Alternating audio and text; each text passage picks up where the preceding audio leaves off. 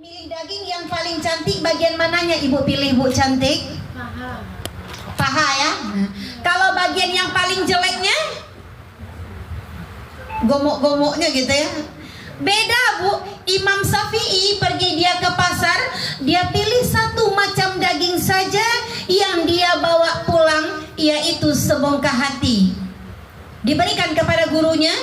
Wahai guruku, ini adalah daging yang paling cantik, wahai guruku. Mana daging yang paling jelek? Di sini jugalah daging yang paling jelek, wahai guruku. Dan bertanya guru Imam Syafi'i, kenapa engkau memilih satu macam daging saja yang engkau bawa pulang sebongkah hati, hati yang paling jelek, hati yang paling cantik? Jawab Imam Syafi'i, cantik dan jeleknya seseorang tergantung kepada hatinya.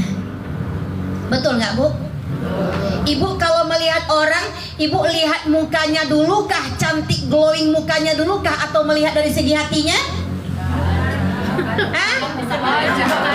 Apa Bu? Wajah glowing kok bisa didempul Bu? Namanya belum kenal. Melihat orang itu bisa kita lihat hatinya dari body language-nya. Walaupun mukanya glowing Bu, tapi kalau hatinya busuk kelihatan tuh. Dia tengok kita kan cantik banget lah dia, masya Allah. Tapi ketika kita bersalam dengan dia, salam Bu, salam saya. Saya muka saya yang glowing gitu. Aman. Nah, tapi ketika kita bersalam dengan orang mukanya biasa-biasa saja, nggak cantik tidak, tapi kita bersalam dengan dia, salam, assalamualaikum Ibu, salam Ibu. Aduhnya kok Bu. Ini bisa aja dipoles, pakai lipstik 8 kali gosok. Kok 5 kali gini tadi Bang? Bisakah kita memastikan wajah orang itu cantik di luar, cantik sampai dalam? Nggak bisa Bu. Ada orang wajahnya pas-pasan, cantik enggak, biasa aja Bu, nggak pakai bedak, tapi masya Allah ketika kita duduk berdampingan dengan dia, itu ramahnya minta ampun. Inilah yang akan kita bersihkan. Suatu daging di sini nih banyak penyakit di sini nih Bu, banyak penyakit.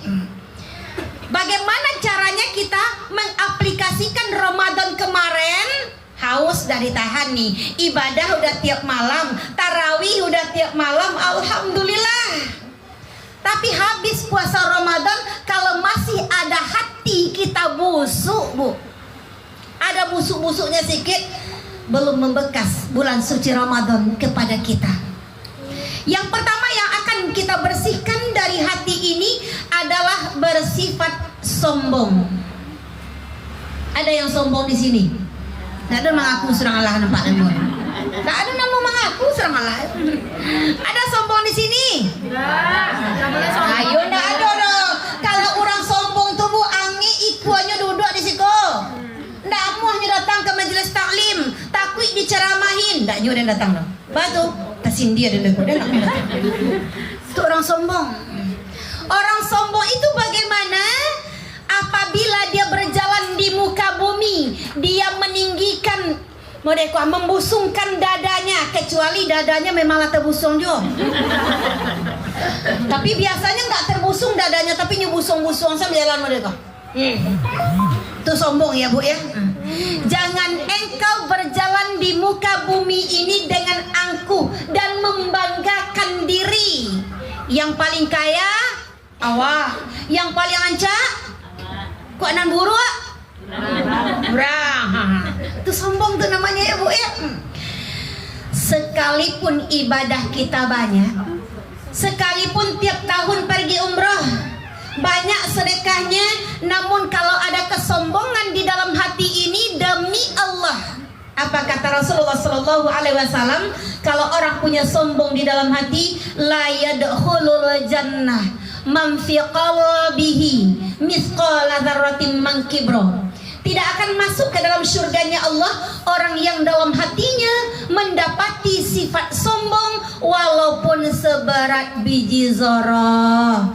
Ibu cantik, pernah enggak melihat orang kaya sombong? Sering? Ya, alhamdulillah, bukan urusan awak Bu. Deknya kayo biarlah. Pernah Pernah ibu melihat orang miskin sombong? Baru urusan awak. Itu baru urusan kita. Nggak ada nanti sombong si Allah, tapi sombongnya nyo. Kalau orang kaya sombong, iyalah wajar, nyo kayo. Kalau obanseku sombong, itu namanya kalau di kampung saya orang miskin sombong tuh tahu ibu enggak? Lansek bone.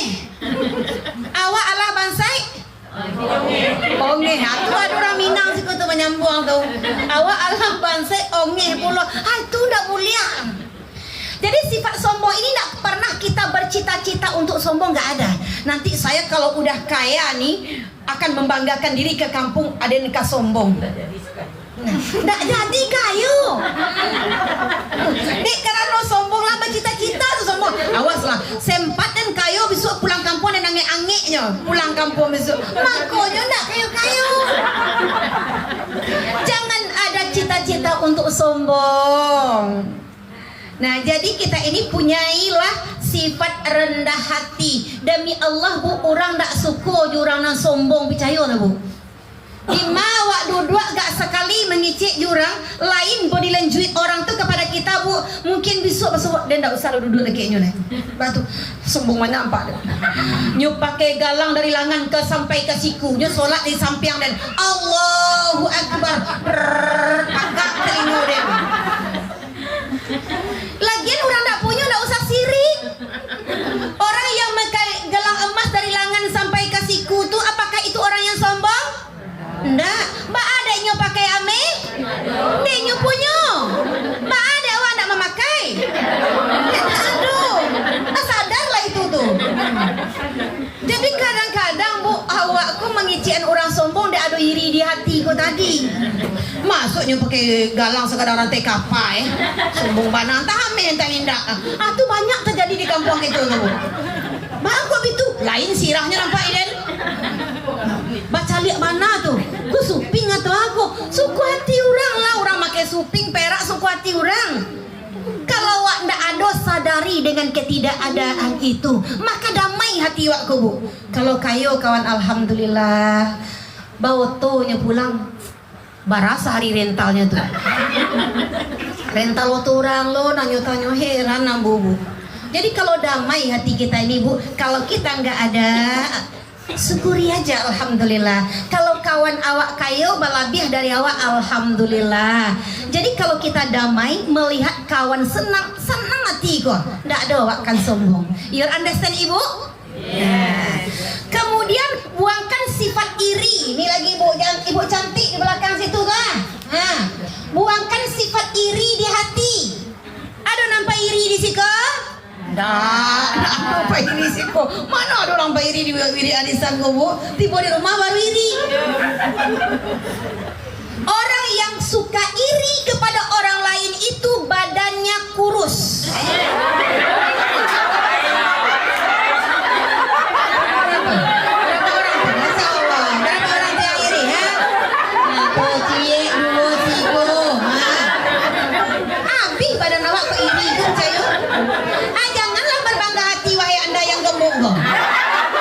Yang barek-barek 60 kilo katanya dia nggak ada mati tuh. Dia nak pernah iri ke orang doh. Mereka memalika patabang orang dan aman aja nyo. Orang yang badannya gemuk ini irinya tuh tertahan.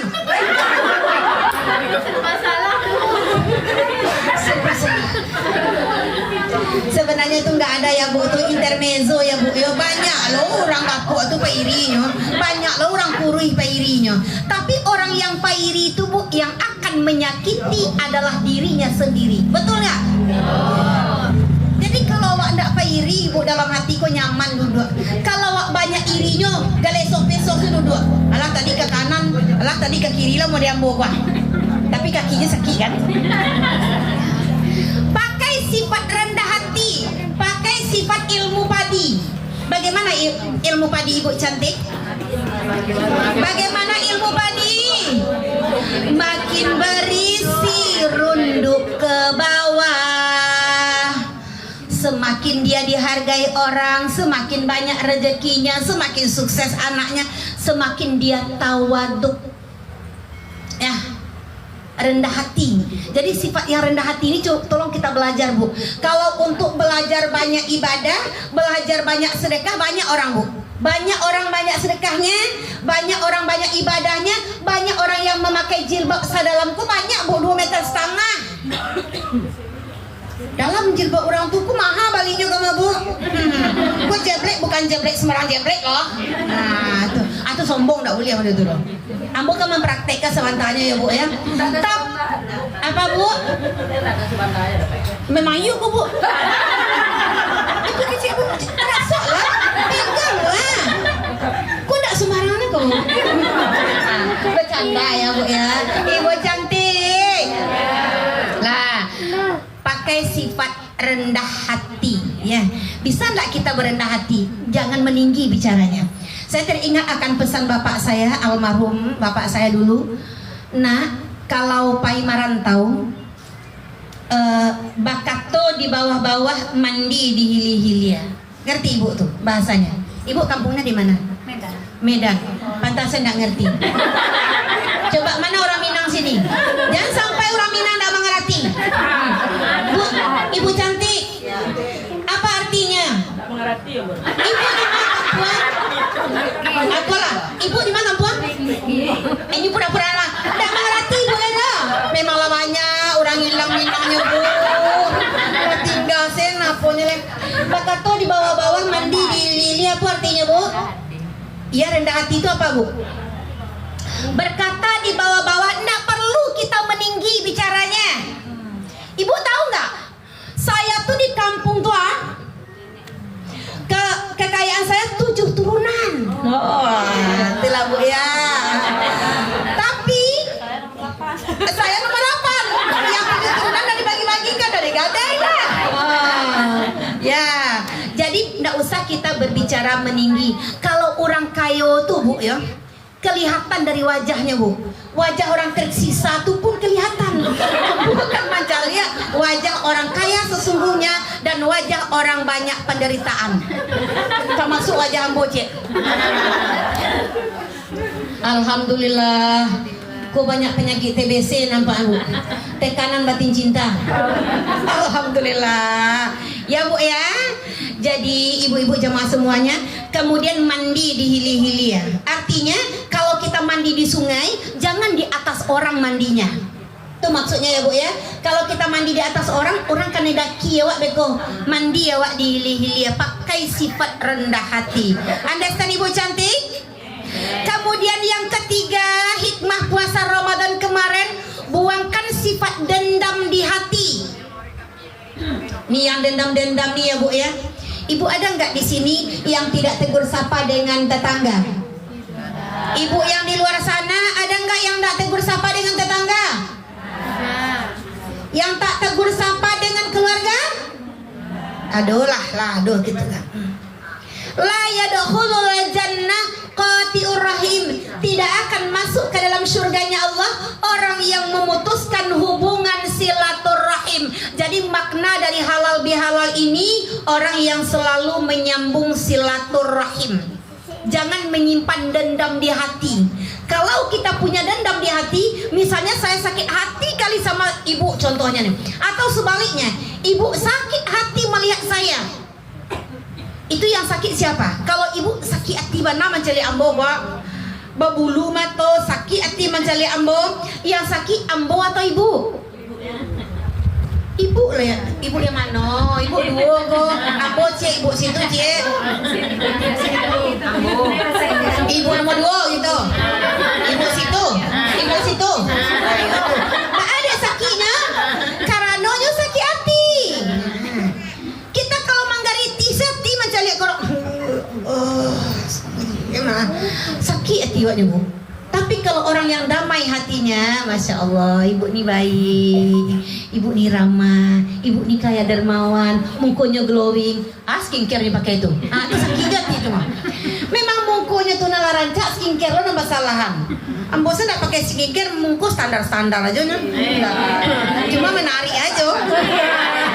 Gitu ya Bu ya. Nggak perlu rancak, Bu, tapi menarik gitu. Udah, buangkan sifat dendam di hati. La yadkhulul jannah, qati'ur rahim, tidak akan masuk ke dalam surganya Allah orang yang memutuskan hubungan silaturahim. Setiap malam Kamis, besoknya Jumat ya. Sekarang hari apa, Bu? Minggu. Kamis besok ya. Besoknya malam, besoknya Jumat, itu amalan baik kita ditransfer kepada Allah. Sedekah kita, sholat kita ditransfer kepada Allah, dicatat oleh malaikat. Nih bersedekah nih. Itu tidak sampai amalan baik kita kepada Allah gara-gara kita sedang diboikot atau memboikot. Gara-gara kita sedang tidak tegur sapa, tidak pasapon-sapon, Bu. Amalan baik awak tidak sampai kepada Allah gara-gara dendam tadi itu. Tidak sampai. Sebelum kita berdamai, sebelum kita menegurnya. Jadi kadang-kadang kita nih, Bu ya, gara-gara sedikit aja 2 tahun lamanya nggak jumpa, 2 tahun lamanya tidak tegur sapa. Tapi dengan amalan kita, dengan perbuatan kita yang tidak tegur sapa dengan teman kita, sahabat kita, maka pahala kita tidak sampai kepada Allah. Biasanya kalau saya memberikan tausiah, selalu memberikan kesempatan kepada ibu semua untuk mengajukan pertanyaan sebelum kita melanjutkan poin selanjutnya. Silakan ibu. Ada yang bertanya, Bu? Orang yang bertanya adalah orang yang pintar. Yang tidak mau bertanya adalah orang yang cerdas. Siapa nan bodoh? Datang ndak namu, mandangan ndak namu, dikician nyoberang. Itu nah. Jadi siko sadonya. Silakan ibu yang mau mengajukan pertanyaan, mikrofonnya.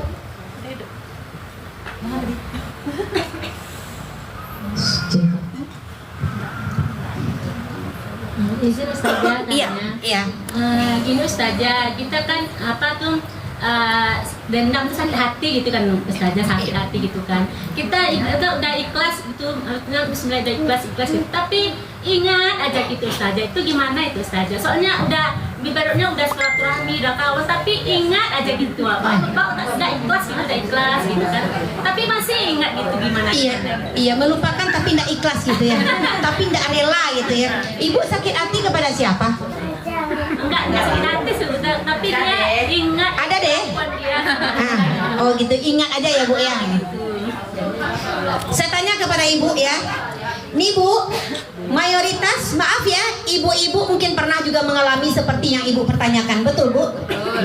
Saya masih ingat, saya nggak sakit hati loh Ustazah, saya udah nggak dendam, tapi ingat gitu ya. Saya tanya kepada ibu amnesia atau tidak? Tidak. Kalau enggak tuh wajar Bu. Tapi kalau ibu udah amnesia, enggak akan ingat lagi. Sama laki sih enggak terkenal ya.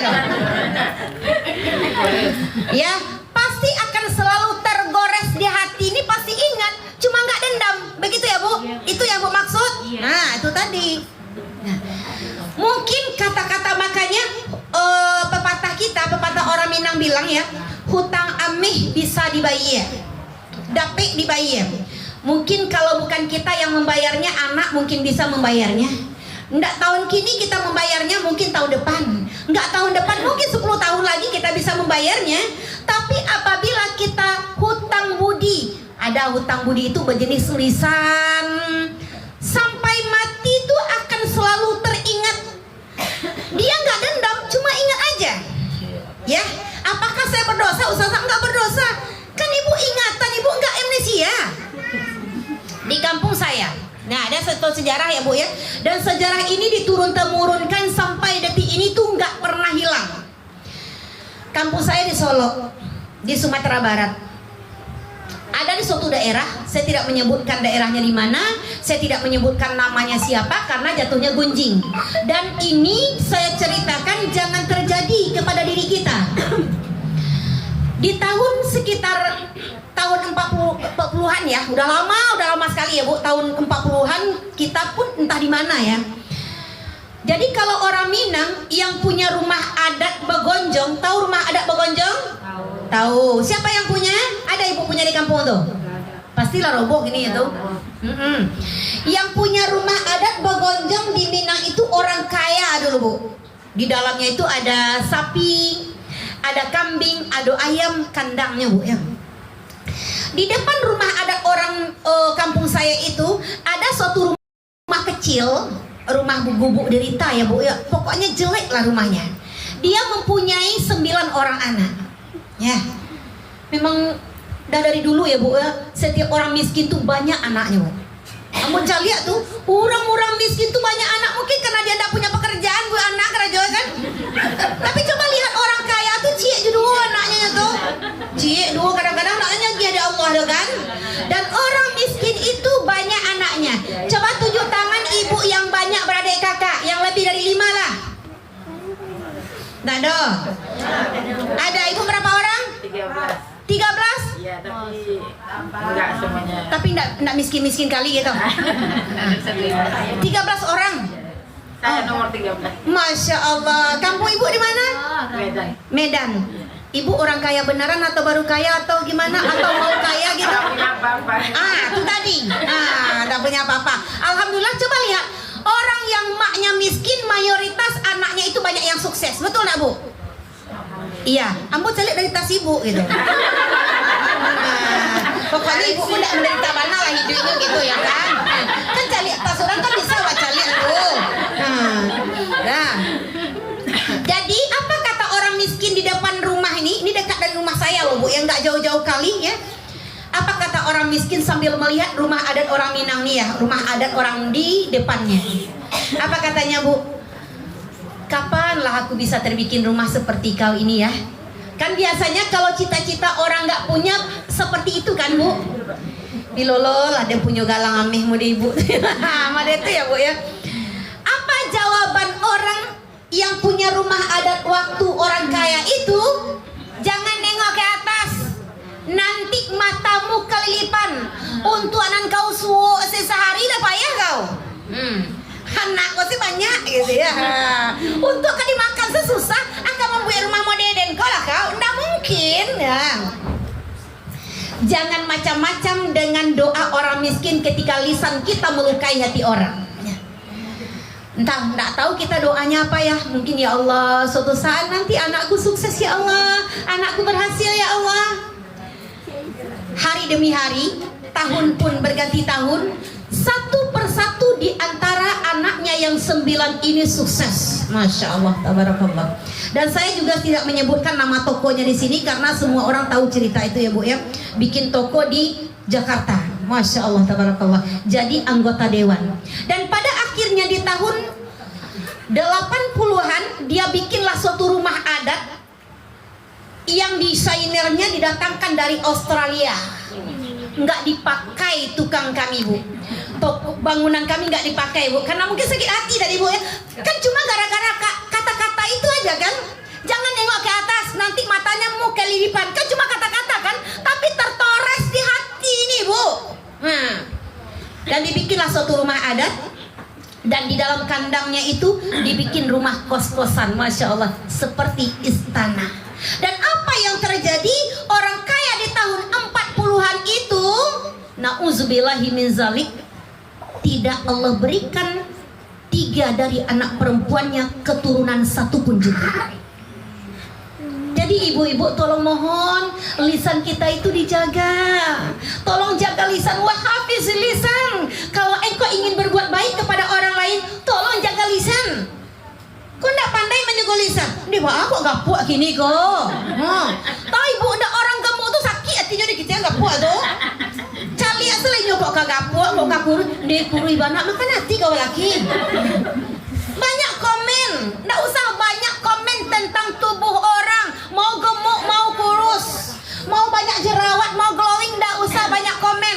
Kau ada piti balilah skincare gua. Just tem ada tuh mah, ada piti bali itu. Jadi begitu ibu cantik ya. Jadi ibu, kalau ibu itu udah mengikhlaskannya, tapi cuma ibu ingat itu wajar. Oke Bu, silakan ibu yang lain yang mau bertanya yang di luar sana. Nggak ada? Lanjut lagi pengajian kita ya Bu ya. Jadi ini ada pertanyaan di TikTok ya. Bagaimana cara kita minta maaf nih? Kita udah minta maaf sekali nih. Tak maaf sekali, dia nggak mau memaafkan. 2 kali dia tidak mau memaafkan. 3 kali dia tidak mau memaafkan. Begitu ya Bu cantik ya. Caranya Apa kata Rasulullah? Siapa yang paling dahulu uluk salamnya, yang paling dahulu minta maaf. Udah 3 kali nih minta maaf ya Bu ya, nggak mau dia 3 kali minta maaf, maka hijab bagi dia, hutang dia udah lunas, nggak ada hutang kita lagi, hutang dia aja lagi. Ketika kita 3 kali minta maaf kepada orang, besok jangan minta maaf lagi. Bertemu dengan dia pun palingkanlah mukamu, karena termasuk dia orang yang sombong. Apa kata Rasulullah? Sombong kepada orang yang sombong termasuk sedekah. Gitu ya Bu ya. Nggak usah inyo diurus lah. Banyak kawan awak lah, kawan Facebook sebanyak nanti kion awak kan. Habis waktunya Bu. Alun lah. Orang mengaji-ngaji itu. Soalnya ambo takwi Bu, itu kacang lah Ibu anso-anso makannya. Ketakutan ambo. Aku lah alum nih, kue ku ambo. Anso aja lah Bu. Tapi ambo bawa plastik tadi. Dah. Tingkatkan silaturahim kita, perbuatan baik kita kepada orang tua. Ini yang harus kita perhatikan. Mungkin tahun kemarin kita belum bisa berbuat baik kepada orang tua, belum bisa memuliakan orang tua, belum bisa sepenuhnya berbakti sama orang tua. Mohon di Syawal ini berjanji kita kepada diri kita sendiri untuk memuliakan orang tua. Sebagaimana firman Allah dalam Al-Quran, A'udzubillahi minasyaitonir rajim. Bismillahirrahmanirrahim. Wa wassayna insana biwalidaini hamalathu ummuhu wahnan ala wahnin wa fisaluhu fi 'amaini an ishkur li wa liwalidayka ilayyal masir. Berbuat baiklah engkau kepada ibumu, kepada kedua orang tuamu, karena ibumu telah mengandungmu dalam keadaan lemah yang bertambah lemah. Jadi ibu-ibu semuanya, mungkin ya dalam usia ibu sekarang ini, orang tua ibu sudah ada yang tua kan? Tidak ada. Nah, ada yang tidak ada. Dan orang tua ibu udah tua kan? Ya iyalah, ibu aja lah tua. Nggak mungkin orang tua muda kan?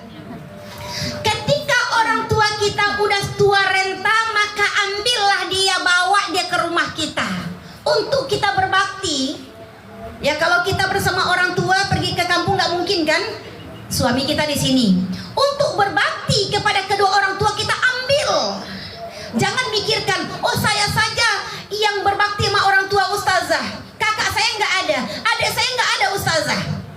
Bersyukur, berarti pintu surga untuk dirimu semuanya. Maaf ibu-ibu semuanya, banyak orang tua yang terlantar. Ketika orang tua nggak punya apa-apa lagi, semua pada menolak. Saya sibuk, biarkan aja orang tua di sana. Namun ketika orang tua masih ada di sininya 20 emas, masih ada di lengannya itu 5 emas, semua anak tuh berebut, biar saya mengurus mak saya. Ini surga loh.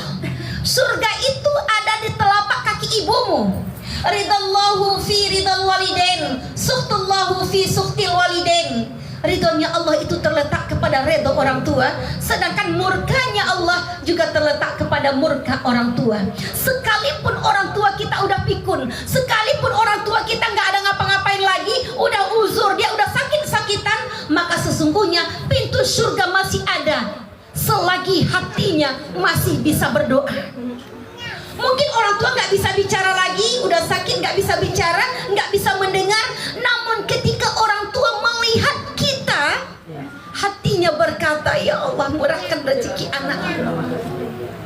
Mungkin ibu-ibu, di setiap anak ini kan pasti mempunyai perbedaan masing-masing ya, tetapi anak bukan untuk dibeda-bedakan. Sedikit saya boleh menceritakan anak saya kepada ibu. Aturannya dia ceramah di sini, tapi karena dia batuk, dia nggak bisa mengeluarkan suara, dia batuk. Dari kecil itu dia dari SD itu udah jualan Bu. Dari SD bawa es ke sekolah. Kemudian ketika dia belanja di sekolah, walaupun itu kerupuk kuah, kerupuk lasa ya Bu ya, dia melihat mamanya di rumah nggak ada jajan. Ya saya nggak suka jajan, yang penting udah makan selesai gitu ya. Yang namanya anak-anak melihat orang tuanya itu jajan, ya jajan di kedai gitu. Ibu-ibu mungkin jarang jajan di kedai kan? Jadi dia bawanya kerupuk tuh. Sebelum dia dari SD Center sampai ke rumah diginikan kerupuk. Sebelum bertemu saya, dia tidak akan makan kerupuk itu. Mah, ini kerupuk mah. Dan dulu dia belikan saya itu anting dan cincin, Bu, tapi perak. Saya nggak pandai pakai yang perak gatal-gatal. Ibu ada gatal-gatal pakai yang perak? Berarti sombongnya segitu tuh. Sombongnya dagiang kok gitu ya, Bu ya. Jadi saya bilang, Iva, mama nggak bisa pakai ini gitu. Dia bersimpuh di kaki saya, mama nanti Iva beli yang benaran, yang asli, mama pakai ini dulu. Waktu SD itu, Bu ya. Dan singkat cerita, dia memang suka jualan sampai dia kuliah di Bandung. Dan kuliah di Bandung pun dia berusaha. Dari semester 3 itu full udah dia yang kuliahkan dirinya sendiri. Di hatinya cuma ada ibunya, di hatinya cuma ada orang tuanya. 5 tahun dia nggak pulang ke sini, Bu. Dia katakan, Iva tidak akan pulang sebelum bisa membahagiakan mama. Dia nggak pulang. Setiap dia beli bahan jualannya, dia selalu nelpon, mama, Iva beli ini ya. Padahal kan nggak perlu bilang kan, nggak perlu dia minta izin mau kemana, dan nggak perlu minta izin. Tapi ketika anak minta izin sama orang tuanya, ma, doakan Iva ya. Dia selalu minta doa setiap kali dia melangkah. Jadi ridallahu fi ridal walidain di sini, disitulah dia dapatkan. Sehingga alhamdulillahirabbil alamin, Bu, dia yang sekolahkan adiknya, yang mencapaikan cita-cita adiknya untuk menjadi hafiz Al-Quran. Jadi saya belajar di sana. Mungkin saya terlambat untuk belajar kepada diri anak saya sendiri karena kedua orang tua saya sudah meninggal dunia, nggak bisa lagi. Tapi semampu saya sudah berbuat baik kepada orang tua saya. Maka belajarlah bagi orang-orang yang berbuat baik sama orang tuanya. Itu 6 tahun dia hidup sendirian di rantau orang, Bu, di Bandung, Bu. Sendirian di rantau orang. Hujan panas, sakit dan senang, dia nggak akan pernah merengek kepada ibunya. Yang ada di hatinya membahagiakan ibunya. Jadi kalau anak-anak yang berbakti kepada kedua orang tuanya, percayalah rezeki akan mencarinya. Jadi kalau dia bilang nih, mama kalau udah tua nanti bersama Iva aja ya, nggak mau berbagi kepada yang lain. Walaupun mama udah tua renta, untuk Iva aja sendiri. Karena surga itu nggak mau berbagi gitu. Tapi kebanyakan kita mau berbagi. Oh, mama udah lama dengan saya nih, untuk kamu pula lagi. Mak bosan sama orang tuanya. Ingatkah kita dulu ketika kita masih dibesarkan oleh orang tua kita? Mungkin bagi ibu yang dibesarkan orang tua yang hidupnya kaya, alhamdulillah. Tapi yang hidupnya susah, pas-pasan, orang tua kalau mendapatkan makanan walaupun sedikit, itu yang diingat siapa, Bu? Kita. Saya masih ingat dulu, umi saya kan, kami orang tani ya, Bu ya. Itu kalau musim bersiang padi, bertemu telur ruak-ruak. Tahu, Bu, telur ruak-ruak? Tahu. Ya. Nangis yang Bu jadinya kan? Dulu kami, Ibu gak tahu ya. Dulu kami sekali makan telur kan. Zaman dahulu kan kita jarang makan telur bulat-bulat itu ya, dipotong-potong, dibagi gitu ya, Bu. Pernah Ibu merasakan macam tuh? Layalun alhamdulillah, dibagi-bagi gitu. Jadi ketika umi saya mendapatkan telur itu, dibawanya pulang dengan senang hatinya, direbusnya tuh. Rebusnya. Masak sama tungkuro tuh, Bu. Belum buka semuanya dikasih sama saya tuh. Maka umi enggak mau. Enggak, umi enggak nyiyo talu aku doh. Lalu ada yang melekat sedikit di kulitnya. Ada makannya di kulit itu. Nah, padahal umi masih mau gitu. Dan ketika kita makan sesuatu, bismillahirrahmanirrahim, emak nggak jadi makan, itu ditaruhnya makanan itu di meja untuk siapa? Untuk anak lah. Ketika kita pulang sekolah, makanlah nak. Mama udah makan belum? Umi udah makan belum? Umi lah kenyang. Umi nggak nyiur. Setelah itu kita bersisa, kita taruh sisa itu di meja. Datang ama awak mambiak sisowa tuh. Berarti ibu kita lapar demi kita. Kenapa kita tahu? Setelah kita punya anak, barulah kita tahu bahwa orang tua kita nomor satukan kita. Ibu kalau dapat uang nih, ibu mementingkan diri ibu kah atau diri anak? Saya tanya nih, mementingkan diri ibu kah atau mementingkan anak? Anak. Mau beli baju yang mahal, anak jadilah. Anak butuh uang kuliah. Itulah Bu. Dan hari ini tolong kita cicil pahala kepada orang tua bagi yang belum mencicilnya. Sekalipun jasa orang tua takkan pernah terbalaskan. Kita makan di sini enak-enak ya. Mak saya di kampung makan seperti ini enggak ya? Itulah yang diperbuat anak saya Bu. Celengannya setiap hari ada di kotaknya. Ini untuk mama. Iva kalau makan nasi padang di Bandung, ini untuk mama. Nah, walaupun cuma sedikit, walaupun cuma 3.000 jajannya, dia beri cilok, nih untuk mama. Nah, ketika kita berikan untuk mama itu, disitulah Allah memberikan rezeki kepada kita. Kita makan lontong, ini untuk mak kita, walaupun cuma 2.000, walaupun cuma 5.000 rupiah. 1 bulan kemudian kirim sama mama kita di kampung berjumlah 100.000 rupiah. 100.000 nya Bu. Nggak ada rekening orang tua kita di kampungnya, pinjam rekening tetangga dapat 100.000.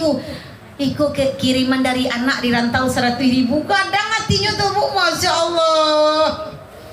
Di baliannya ke baju dasternya 80.000. Daster mak kebetulan di Cabi ada kan, beli daster deh. Bangga hati Bu. Walaupun uang di kantong kita banyak, tapi dapat kiriman dari anak walaupun cuma 100.000 sebulan, itu gadang hati orang gaib. Pernah ibu dapat kiriman piti dari anak? Pernah. Mbak Ara so piti anak di piti awak Bu? Beda. Mbak beda Bu. Kok ada lah mikrofon jotoa, aku pinjam dan dapat kiriman piti 50.000 di anak wakician tuh Bu. Walaupun piti di kantong kita banyak, dengan uang 100.000 rupiah 1 bulan, sudah terbalaskan jasa orang tua oleh kita Bu? Allah terbalik Bu sayang. Jasu mandi indah kata balik, biarlah babungka perak jo ame. Takkan pernah terbalaskan jasa orang tua walaupun emas dan perak kita berikan kepadanya. Seorang ibu bisa membesarkan anaknya 13 orang, betul Bu? Lain tak ada nanya bunuh adik anak adik amak ibu serang lah ya. Lain tak ada mati kelaparan. 13 orang Bu hidup sama emak. Tapi kenapa 1 orang ibu anak panih memberasihan namanya? Saya pernah memandikan jenazah di suatu tempat di Duri ini. Anaknya kaya Bu, pakai mobil, kerja di PT yang bagus. Tahu ibu PT yang bagus di Duri ini, saya tidak akan sebutkan. Kemudian saya selesai memandikan jenazah. Kukunya panjang-panjang Bu, sepanjang sendok gua. Nah, anaknya bonafit, anaknya kaya gitu ya. Kalau anaknya miskin saya tidak akan menyesalinya. Setelah saya kafani, datanglah anaknya yang udah 2 tahun kalau nggak salah tinggal di Kandis, yang tidak menghubungi mamanya nih. Jadi semua anak tuh nggak tahu dengan dia, nggak menghubungi mama, nggak pegono induk lain, induk lah tuh. Nah, jadi dia menangis. Apa kata tetangganya? Aja nambah tangian lain kalau mati tuh. Nah gitu ya. Saya marah waktu itu. Selesai orang tua ini dibawa ke satu masjid, saya bilang, "Bang kok kasabana ibu tadi ndak boleh do, wajarlah anaknya menangis ibu." Bu Pit tahu ndak? Tahukah Ibu Pit di manakah ibunya ditidurkan semasa hidup? Ndak tahu gitu. Di tempat ibu memandikan tadi, disitulah amaknya lalu. Kemudian di pelangnya biar amaknya sampai ke ruang tamu. Setelah itu ada kasurnya sana, sampai bebelatung kasur tuh tempat tidur emaknya dan dibakar di sana. Nah itulah Bu ya. Tidak semuanya orang yang suka mengurus orang tua. Nanti kalau orang tua kita sudah terbujur kaku di tengah rumah, walaupun orang tua udah pikun, di sana penyesalan kita yang paling besar adalah yang teringat oleh kita. Yang pertama, bentakan kita kepada ibu. Takkan ada waktu Bu. Hamak lalu apa? Lah mati orang tua tuh. Ya Allah, patang dia mengabaikannya ya Allah, dan bentaknya ya Allah, ibu hatinya di dan ya Allah. Itu yang teringat. Percayalah. Yang kedua, kasih sayang dan belayan kasih beliau kepada kita. Belayan yang paling tulus di muka bumi ini adalah belayan dan kasih sayang ibu. Betul Bu? Kalau suamiku bu bisa berubahnya kok. Kalau belayan ibu nggak akan pernah berubah. Sekalipun anaknya buruk, sekalipun anaknya jahat, takkan pernah berubah belayan dan kasih sayang seorang ibu. Jadi itu yang paling ingat oleh kita ya bu ya.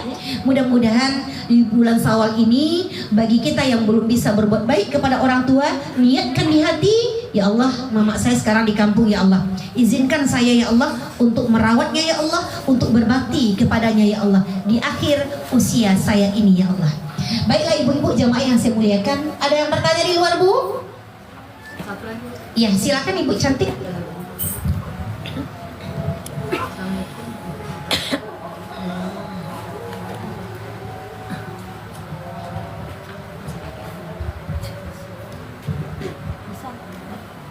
Ini aja.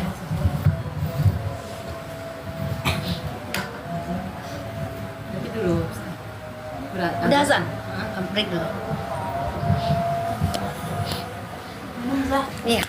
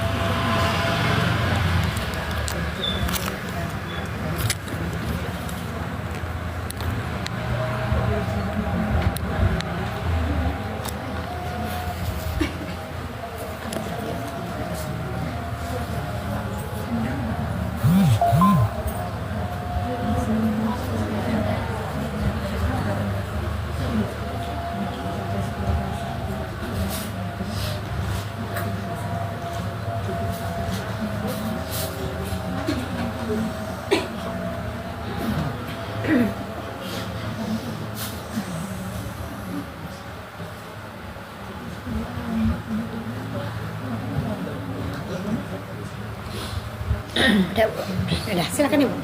Assalamualaikum warahmatullahi wabarakatuh. Waalaikumsalam. Kembali ke silaturahmi tadi ya, yang mau ditanyakan kan kita nih udah tua nih, terus ada kita sakit hati atau tersinggung sama yang muda-muda. Kita nggak nyapa dia, tetap negur, dia juga tetap negur, dia gitu juga. Terus kita nggak minta maaf, dia juga nggak minta maaf gitu. Ya. Itu gimana? Diam-diam aja gitu. Iya, diam aja, tapi dia kalau kayak lebaran dia nggak datang. Kita mau datang, dia rumahnya tertutup terus. Ya. Gitu. Kita tahu dia ada di rumah. Iya. Kalau menurut kita pengajian kita gimana? Gitu. Iya, oke. Assalamualaikum warahmatullahi wabarakatuh. Waalaikumsalam warahmatullahi wabarakatuh.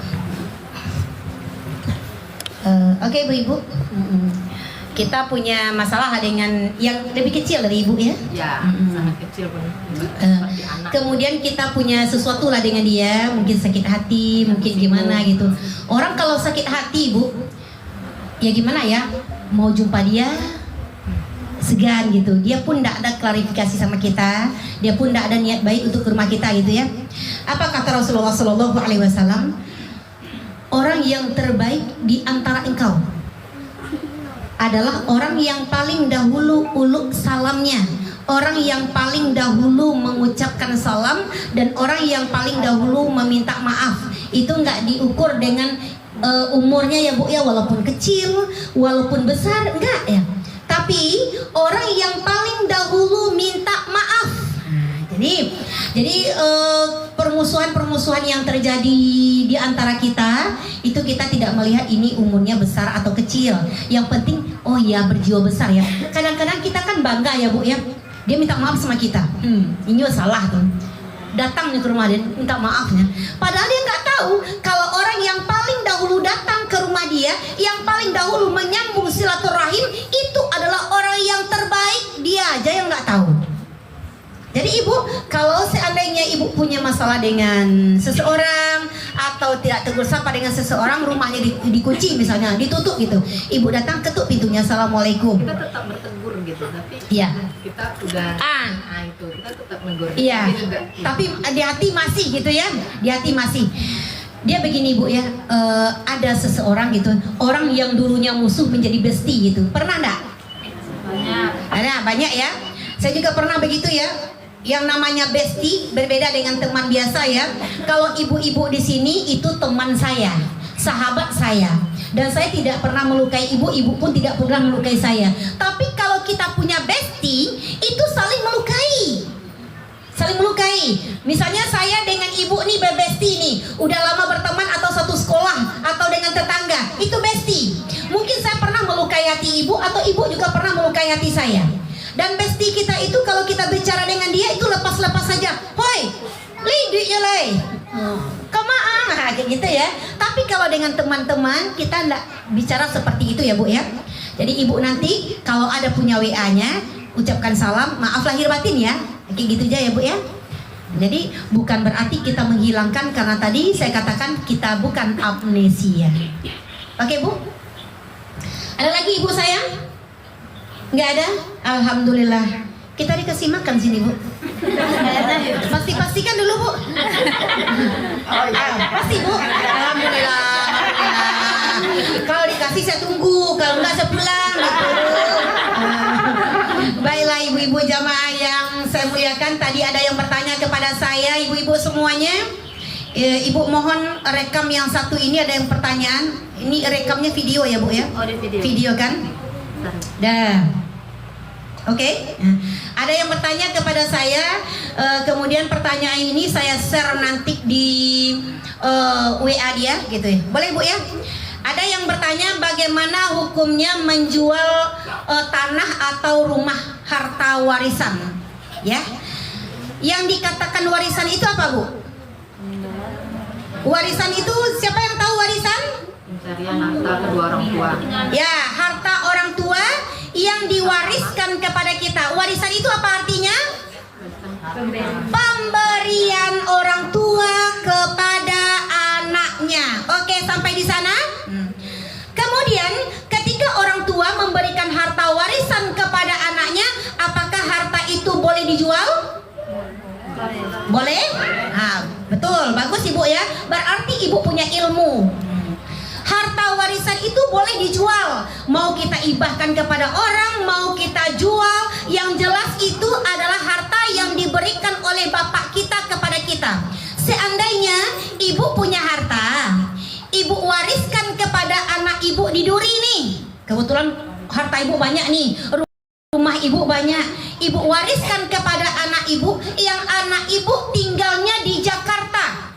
Ya, anak ibu tinggalnya di Jakarta. Kalau dia jual harta itu, apakah ibu membolehkan? Boleh. Hak dia, karena tidak ada manfaatnya. Tidak mungkin dia tinggal di Duri dan dia jual, itu manfaat uangnya untuk dia. Begitu ya Bu ya. Jadi harta warisan itu adalah harta pemberian dari orang tua dan kepada anaknya, mau anaknya jual, dan saudara tidak berhak untuk memarahinya. Misalnya ibu punya anak 5 orang, ibu udah bagi-bagikan harta warisan ibu nih. Kemudian anak yang 3 orang mau jual miliknya masing-masing, yang berdua ini marah, jangan dijual, jangan dijual. Nggak boleh gitu ya. Itu terjadi Bu di suatu daerah, dia ingin menjual karena tidak bermanfaat, satu. Yang kedua, keluarganya yang dekat tanah ini sering berantem dengan adiknya. Berantem dengan adiknya, berantem dengan kakaknya. Kalau dia teruskan rumah itu menjadi tempatnya, akan menjadi permusuhan 7 turunan. Dan lebih baik dijual. Dan itulah pertanyaannya Bu. Bu Pit, saya jual tanah harta warisan saya yang diberikan oleh bapak saya. Kemudian saya jual karena kakak saya itu mempunyai suatu penyakit yang suka berantem dengan saya. Dan dia ingin menguasai harta adiknya ini. Jadi marah-marahlah satu keluarga ini Bu ya. Sampai anak-anaknya marah, sampai nggak tegur sapa dengan adiknya. Cuma gara-gara adik dan kakaknya ingin menjual harta warisan dari orang tuanya. Jadi makanya dikatakan di dalam surat Al-Baqarah, apabila sudah ada tanda-tanda maut datang kepadamu, maka cepat-cepatlah engkau berwasiat kepada ahli warismu tentang hartamu. Wasiatkan, ini untukmu nak, silahkan kamu mau jual atau mau apain terserah gitu ya. Jadi sebagai orang yang berilmu, berpendidikan, dia akan legowo dengan apapun perbuatannya dengan harta warisan tersebut. Baiklah ibu-ibu jamaah yang saya muliakan, terlebih dan terkurang dari penyampaian ini yang jelas kita dikasih makan di sini ya. Alhamdulillah. Semoga ibu-ibu jamaah semua diberikan kesehatan lahir dan batin oleh Allah hendaknya. Saya doakan di tahun 2025 ini kun fayakun ibu ke Mekah semuanya. Yang tak ikut mengaminkan tak yakin dengan kebesaran Allah. Amin tadi. Tapi ketik mana? Amin. Alhamdulillah. Terima kasih atas perhatian ibu semua. Mohon maaf atas segala kekurangan. Saya sudahi dengan wabillahi taufiq wal hidayah. Assalamualaikum warahmatullahi wabarakatuh.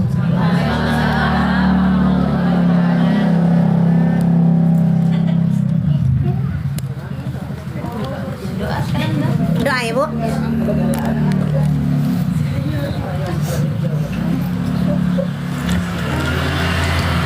Ibu-ibu, kita kirimkan Al-Fatihah kepada kedua orang tua kita yang mungkin telah mendahului kita. Kita hadiahkan Al-Fatihah ini kepada ahli bait. Semoga ahli bait, satu orang tamu yang datang ke rumah kita, sepeninggal tamu itu 1000 malaikat mendoakan kebaikan untuk tuan rumah. Dan Al-Fatihah ini saya doakan untuk kita, untuk ibu-ibu semua, untuk anak-anak ibu. Semoga anak-anak kita sukses dunia dan akhirat. A'udzubillahi minasyaitonir rajim. Bismillahirrahmanirrahim. Alhamdulillahi rabbil alamin. Ar-Rahmanir-Rahim. Maliki yaumiddin. Iyyaka na'budu wa iyyaka nasta'in. Ihdinas siratal mustaqim. Siratal ladzina an'amta 'alaihim ghairil maghdubi 'alaihim waladdallin. Ya Allah ya Rahman ya Rahim, hari ini kami kaum muslimin mengadakan tangan memohon ampun kepadamu ya Allah. Ampunilah dosa-dosa kami ya Allah, baik yang sengaja ataupun yang tidak kami sengaja ya Allah. Ya Allah ya Ghafar, ampunilah dosa kedua orang tua kami ya Allah. Andaikan orang tua kami sudah tiada ya Allah, tempatkanlah beliau di sisimu di tempat yang paling mulia ya Allah. Andaikan orang tua kami masih ada ya Allah, izinkanlah kedua tangan kami untuk merawatnya ya Allah. Ya Allah ya Ghafar, berikanlah kami kesehatan lahir dan batin ya Allah. Ringankanlah badan kami untuk bangun di sepertiga malam terakhir ya Allah, untuk bersujud kepadamu ya Allah, untuk curhat kepadamu ya Allah. Ya Allah ya Rahman ya Rahim, buangkanlah di dalam hati kami ini sifat angkuh, sifat iri, sifat dengki dan sifat sombong ya Allah. Maka gantilah sifat itu dengan sifat kasih sayang ya Allah. Ya Allah ya Rahman ya Rahim, jadikanlah kami ini ibu yang baik untuk anak-anak kami ya Allah. Jadikan kami ini istri yang soleha untuk suami kami ya Allah. Jadikan suami kami suami yang terbaik ya Allah. Ya Allah ya Ghafar, lindungilah anak-anak kami ya Allah di saat perlindungan kami tidak sampai kepadanya. Mohon rangkul anak-anak kami ya Allah di saat kedua tangan kami terbatas untuk merangkulnya. Mohon lihat anak-anak kami ya Allah di saat mata kami terbatas untuk melihatnya.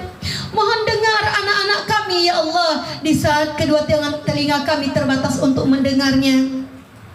Ya Allah ya Rahman ya Rahim, hindarkanlah, jauhkanlah anak-anak kami dari penipuan ya Allah, dari orang-orang yang jahat ya Allah. Dekatkanlah anak-anak kami dengan orang-orang yang baik ya Allah. Capaikanlah cita-cita anak kami ya Allah, luruskan jalannya ya Allah, lembutkan hatinya ya Allah. Ya Allah ya Rahman ya Rahim, satukanlah kami ya Allah di dunia ini di satu tempat ya Allah. Satukanlah kami nanti di akhirat ya Allah. Satu surgakanlah kami ya Allah. Rabbana hablana min ladunka rahmah wa hayyi' lana min amrina rasyada. Rabbana atina fid dunya hasanah wa fil akhirati hasanah wa qina adzabannar. Subhana rabbika rabbil izzati amma yasifun wa salamun alal mursalin walhamdulillahi rabbil alamin. Fastabiqul Fastabiqul khairat. Semoga di hati kita ini tidak ada benci kepada orang lain, tidak ada dendam kepada orang lain. Maka ketika kita melihat sahabat kita, saudara kita, tetangga kita, maka lihatlah kelebihannya, lihatlah kebaikannya kepada kita. Walaupun cuma tetangga kita pernah mengangkat jemuran kita ke dalam rumah kita. Terlebih dan terkurang, saya mohon maaf yang sebesar-besarnya. Saya sudahi dengan wabillahi taufiq wal hidayah. Assalamualaikum warahmatullahi wabarakatuh.